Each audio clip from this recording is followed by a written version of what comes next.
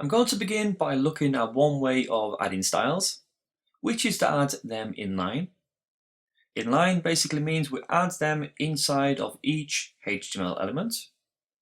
This final version has a grey background colour for the header and also the footer down at the bottom.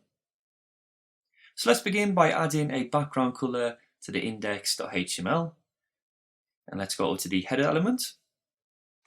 So index.html, and let's go to the top of the page. Here we have our header element, and we can use the style attribute to add an inline style inside of here. We can then select the background property to add a color. So add a colon. So we can use a color's name for most values, such as red, blue, or yellow. So let's start with red. And each CSS property needs to end with a semicolon. And give it a save. And then reload the browser. Go to the index.html. And there's a pretty terrible looking red header, but the style property is now taking effect. We can also use colors in other formats too, instead of just typing the name, such as RGBA and hex. If we go over to Google, and if we search for a color picker, there's various online tools we can use for a color picker.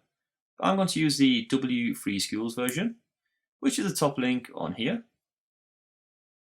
Here we can select a color from this picker on the left. So let's select any color from there. So let's go for blue. And if we scroll down, we can see there's some different formats here. The first one has a hash, and this is a hexagon value. Hex stands for hexadecimal color and has a hash prefix. It's made up of 6 digits. The first 2 is red, the second 2 is green, and then finally the 2 blue values at the end. The hex color combination I have chosen for the header is 333A40. So let's go over and replace this red value. So let's add the hash, and then the value of 333A40, and give that a save. And let's take a look at this. And now we have the same dark color which we see in the final version just here. If we head back over to the W Free Schools website and then refresh, there's also a RGB value just below.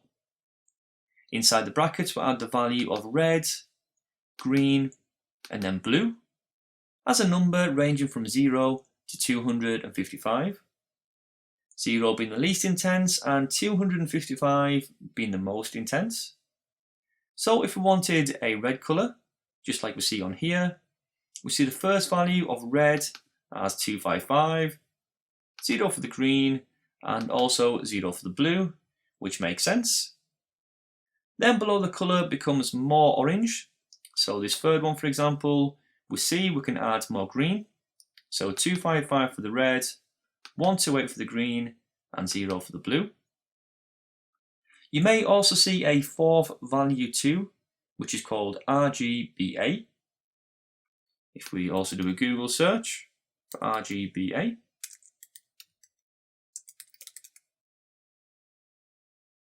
and again I'm going to go on this W Free Schools website for this link here. Here we can see a RGBA value and the 4 values inside the brackets too.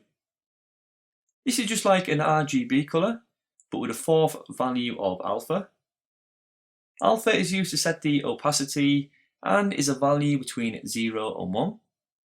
0 is fully transparent and 1 is a solid color. If we go back over to our index.html page, the default text color we see on the page here is this dark black color. This text color can also be changed using the color property like this. So just after the semicolon, we can also add the color, which applies to the text. And I'm going to change this to be white, and also with a semicolon at the end. This can also be a color name, an RGBA, or hex value, but I'm just going to keep this simple as white, and then refresh. So now we have this white color at the top of the header. You will notice that these 3 navigation links are not white. This is because these are links, so we need to target the A element for this to take effect. The same background color can also be applied to the footer too. All we need to do is take this style attribute and then copy. Then if we scroll right down to the bottom of the page, we just need to add this inside the opening footer tag. And then if we go down to the bottom and hit refresh, we now get the same colors applying to the footer. This is how we can add inline styles.